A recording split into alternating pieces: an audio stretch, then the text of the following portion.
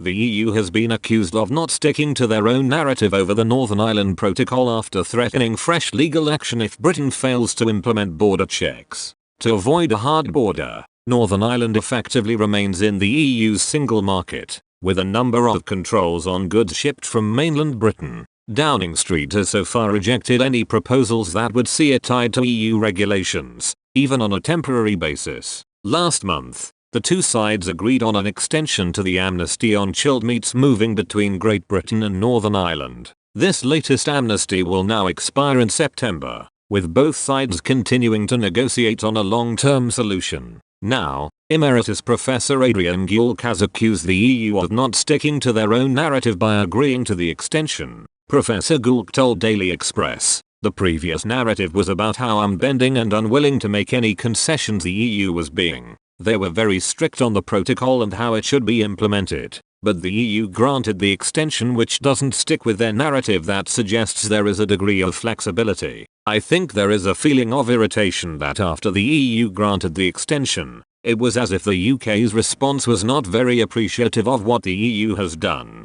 Increasingly, the difficulties with the protocol are being handled at a technical level. It will take a lot of sting out of the situation. Prime Minister Boris Johnson has threatened to rip up the Northern Ireland Protocol unless an agreement to ease EU red tape is found. EU Brexit chief Maros Sefcovic raised the prospect of a future trade conflict if an agreement cannot be found in the row over the customs controls. But he said legal action is not the preferred solution. Professor Gulk said any legal action threatened by the EU is unlikely to lead to anywhere and claimed tensions in the region have somewhat reduced. He continued, there is a bit of back and forth with the EU and the UK over the protocol, but in terms of the situation within Northern Ireland, I think the tensions over the protocol have reduced somewhat. What is not attached to any of these challenges is time. It seems to me that these sort of things are not happening immediately and people can always draw back from them at any point. So I do not see this as a big crisis in the making.